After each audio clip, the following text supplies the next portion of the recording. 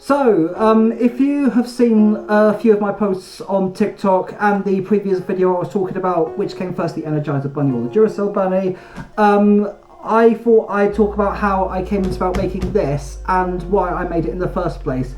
So, I'll give a little bit of a backstory. So, for those who missed it, while I was filming the previous video, I did a little funny skit where I was powered by a Duracell battery, and I was powered by, well, to start off with, I was powered by a off-brand, and then I was later changed into a much longer lasting Duracell. Other brands of alkalines are available. Now, I thought I'd make a video talking about this prop that I made. Now, it all started off because I had a client in Slovenia, I believe it was, who reached out to me asking me to make a 3D printed costume battery pop in their words. Now, because I run a 3D printing business, the resources tend to be quite, not so much expensive, but the time it costs to print certain machines. Because I think, this in particular, I think when you combine all the bits and pieces, it took a total of 3 days.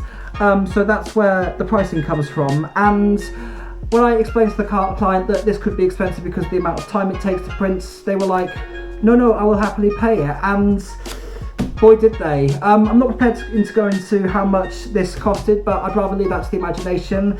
Anyway, I thought I'd talk about how I built it. Now, basically also what happened was, so the actual prop itself actually got sent out to the clients, whereas this one on the other hand, I actually decided to make one for myself because I was actually really happy with the results, and I wanted to have one for myself because of some potential comedy skit videos and other ideas that I could do with this. And I have, funnily enough, had a fascination with the way the Duracell Bunny operates and I'm talking shit.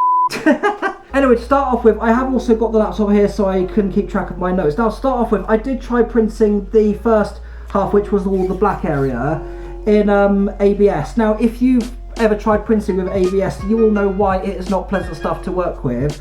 And as you can see from this image, when I tried it, it just ended up a complete mess and absolutely nothing like the actual model itself. So I decided to I abandoned ABS, and in favour I went with PETG. Now, PETG I had to be very careful with because of the temperature settings, as well as avoiding too much come out, so I had to be careful with extrusion rates, flow rates, just to make sure that it doesn't overflow or over extrude. So PETG is quite an interesting one to work with. It sticks to the bed better than ABS does, especially for larger prints as well, so that's where the bonus comes from. Now, I was preparing for this part to be an absolute failure, but when I came back, voila, I ended up with a very successful part 1. So now that I had that done, I took it back up to my workroom and I started preparing it for getting the other bits and pieces ready. So here I actually have the second part, which is where the copper bit is, and I'll explain how I got the collar later on in a little bit. But what I've also got here, so I'm just getting that prepared. And here I thought I'd also show why I got it here.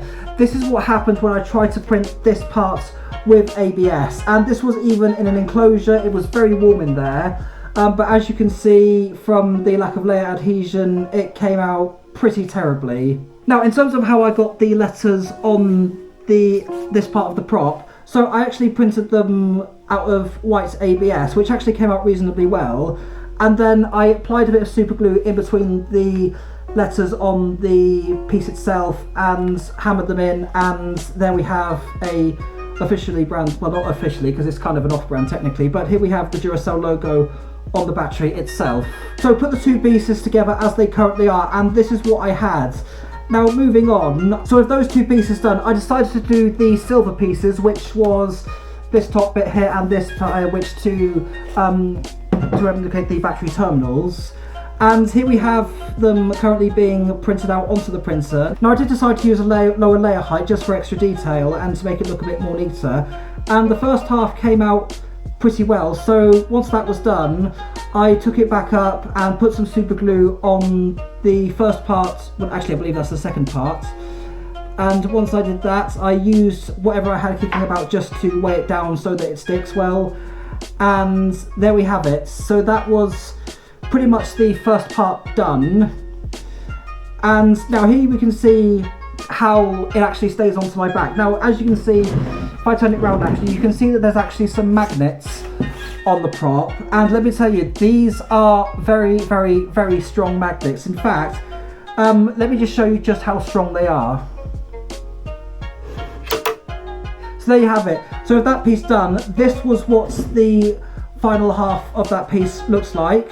All came together quite nicely. Now onto the colour and how I got the copper top done. So I originally printed this in black PETG, and I picked up some copper coloured spray paint because copper colour filament wasn't easy to find. I did find some copper coloured PLA Plus, but I had a lot of difficulty getting that to stick to the bed for some weird reason. Despite normal methods working fine with other materials, PLA Plus, it just didn't want to do the thing. Sorry, I just realised there was a family photo still hanging on the wall, so I'll just take that down because just for the protection of the identities of the people that I'm living with. So anyway, I took this out, sprayed it in a cardboard box, and this was the end result. And that is a copper top and a half. And what I also did with this, I actually backed it up with a sort of clear lacquer to protect the paint a lot better and so that it stops it from chipping, and it also helps get that nice shiny effect onto it as well. So here is the silver piece for the copper top, and here is the end result. And I think I only used 0.1 on this just to help it look that extra little bit neater, which really paid off. Then I put a little bit of super glue in the holes where the magnets go, and then just let the magnets sit in there just for a little bit. Now there was one final piece I needed to do just before I joined it together, and that was the plus symbol. So I basically printed out, I did try it out of PETG, which works well for the main piece, but for some reason it came out like this, and there was a clog for some weird reason. So I have no idea what happened then, but nonetheless I ended up trying that again with ABS and got quite a good result.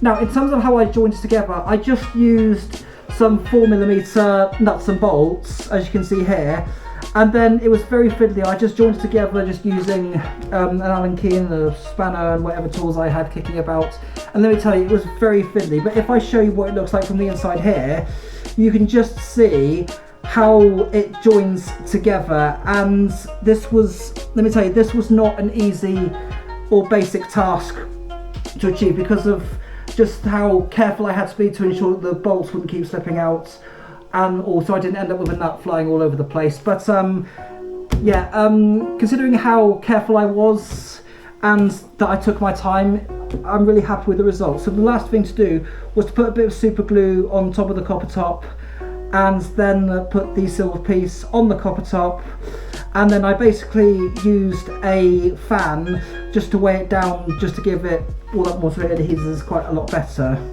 So that's how this whole piece came together. Now there was one other piece I also wanted to talk about, and you're probably wondering, how does it stay on the back?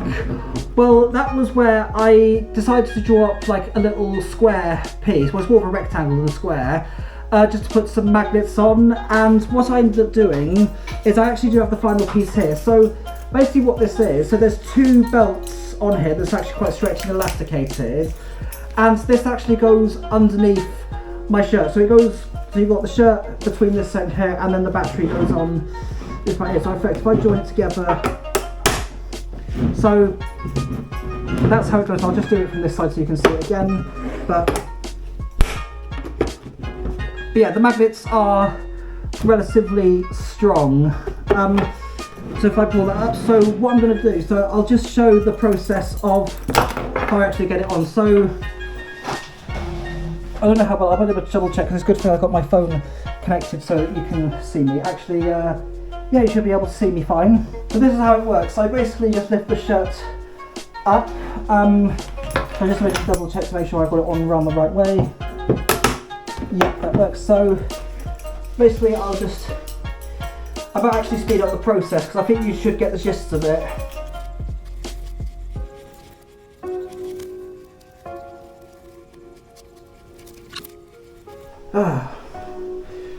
So that's that bit done. Now I should be able to, with a bit of luck, pull the shirt down, although I've just realised I've put the belt on top of my shirt. Hang on a minute, let me go and fix that real quick. Sorry about that, I've had to take my shirt, my arms out of the sleeves of the shirt. I just want to double check to make sure that's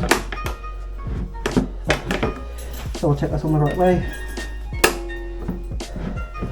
Okay, so I'll try this process again. So here's the first half. I bring it up and then stretch out a little bit. I think that might be a bit too. Hang on a minute.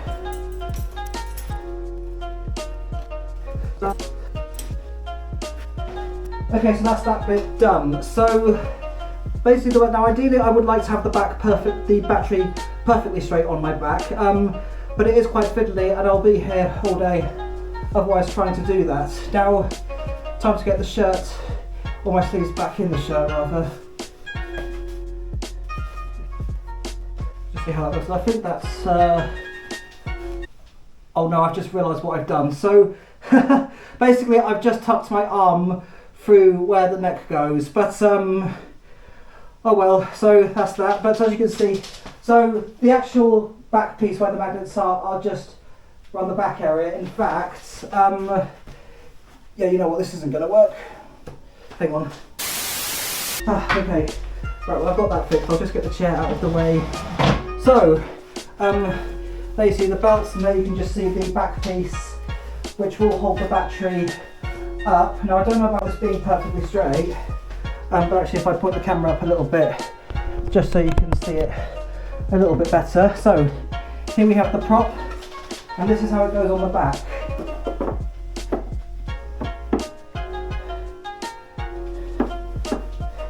Okay, yeah, it's not perfectly straight, but you kind of get the idea. In fact, I'll just cut the camera, put it in a better position so you can get a better view of how it looks on the back.